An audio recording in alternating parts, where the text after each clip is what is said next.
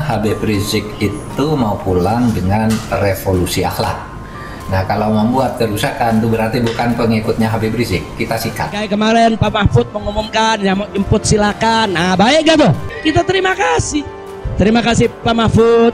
Umat akhirnya diizinkan untuk menjemput. Alhamdulillah.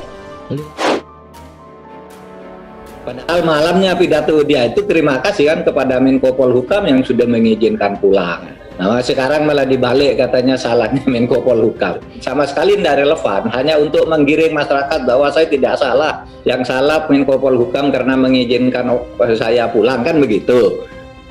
Dalam eksepsinya, Rizik Syihab antara lain menyinggung soal kerumunan yang terjadi di Bandara Soekarno-Hatta pada 10 November 2020 saat massa pendukung Rizik Syihab memadati bandara. Menurut Rizik Syihab, kerumunan massa terjadi justru karena adanya seruan dari Menko Polhukam Mahfud MD yang sempat mengatakan memperbolehkan siapapun untuk datang ke Bandara Soekarno-Hatta menjemput kepulangannya dari Arab Saudi.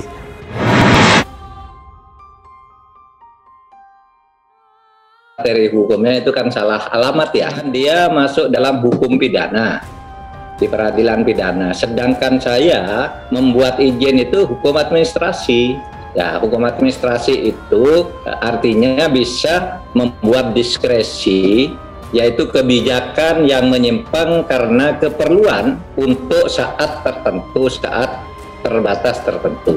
Bahwa saya mempersyaratkan protokol kesehatan dikawal sampai Petamburan. Sesudah Petamburan sampai Petamburan masih melanggar lagi, itu menjadi hukum pidana namanya. Habib Rizik Syihab menyalahkan Menko Polhukam Mahfud MD terkait kerumunan yang terjadi di Bandara Soekarno-Hatta sepulang dari Arab Saudi. Mahfud MD menjelaskan konteks pernyataan soal mengizinkan penjemputan Habib Rizik di bandara. Penjelasan tersebut disampaikan Mahfud melalui akun Twitternya Sabtu 27 Maret 2021. Mahfud mengunggah video pernyataannya tahun lalu terkait kepulangan Habib Rizik ke Indonesia. Mahfud menegaskan bahwa dalam video tersebut soal diskresi pemerintah. Ini rilis Menko Polhukam 9 Oktober 2020. Diskresi pemerintah: 1. HRS boleh pulang dan boleh dijemput. 2. Patuhi protokol kesehatan. 3. Dikawal dan diantar oleh polisi sampai ke kediaman. Jadi, kerumunan setelah diantar ke Petamburan bukan lagi diskresi, tapi pelanggaran hukum, ungkap Mahfud dalam cuitannya.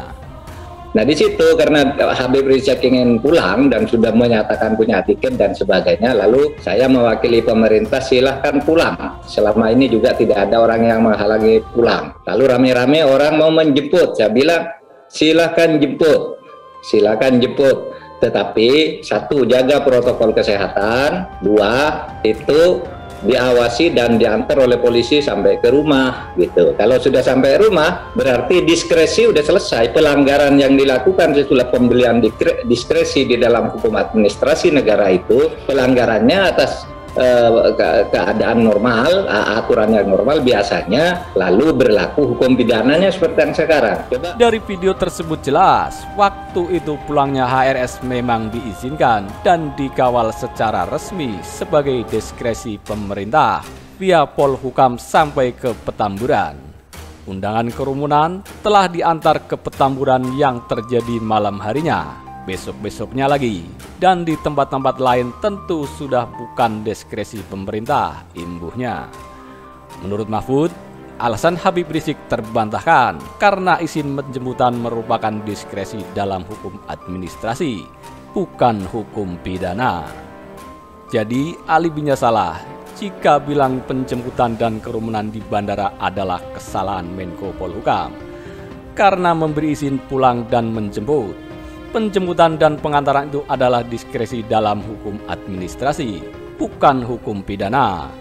Maka dakwaan pidananya adalah kerumunan yang dimobilisasi setelah itu, ungkapnya. Sebelumnya, tudingan kepada Mahfud MD itu diungkapkan Habib Rizik saat pembacaan eksepsi dalam persidangan. Habib Rizik menyalahkan Mahfud perihal ledakan jumlah massa yang menjemputnya di Bandara Soekarno-Hatta sepulang dari Arab Saudi pada pertengahan November 2020. Rizik menyebut kerumunan massa itu diizinkan oleh Mahfud. Nah di situ karena Habib Rizik ingin pulang dan sudah menyatakan punya tiket dan sebagainya, lalu saya mewakili pemerintah silahkan pulang. Selama ini juga tidak ada orang yang menghalangi pulang.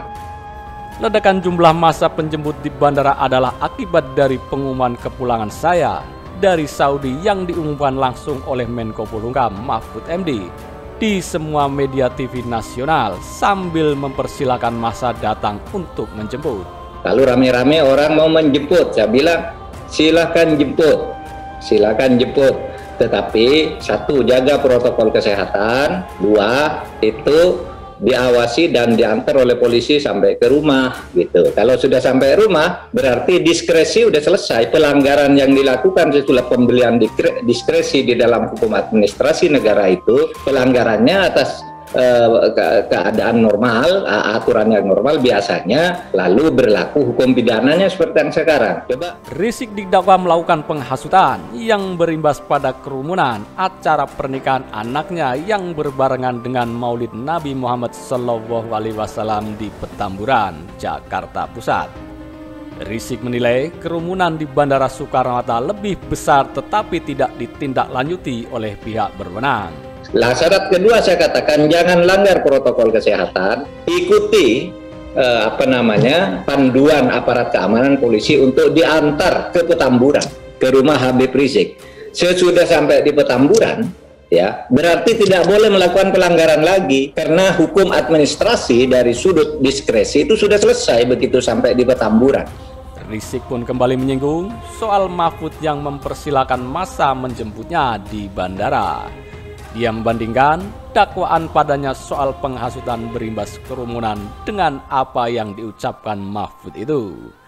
Anehnya, kerumunan bandara yang tanpa prokes tidak pernah diproses hukum dan Menko Polhukam RI Mahfud MD yang mengumumkan dan mempersilahkan massa untuk datang ke bandara tidak dituduh sebagai penghasutan kerumunan.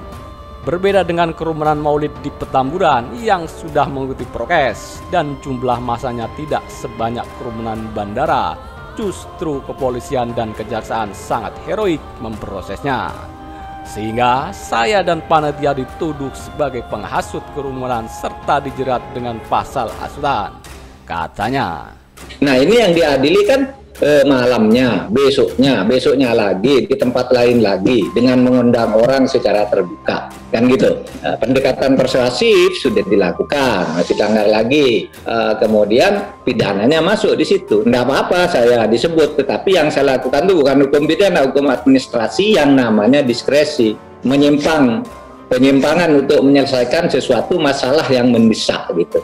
Nah kalau Anda bertanya opini, ya memang jelas opininya itu ingin keluar dari fokus, ingin menghindar dari materi dakwaan yang lebih luas, karena dakwaannya itu kan bukan hanya protokol kesehatan ya. Kalau protokol kesehatan itu kan hukumannya ringan. Di situ kan ada pasal 160 juga ancamannya. Pasal 160 itu pengancaman.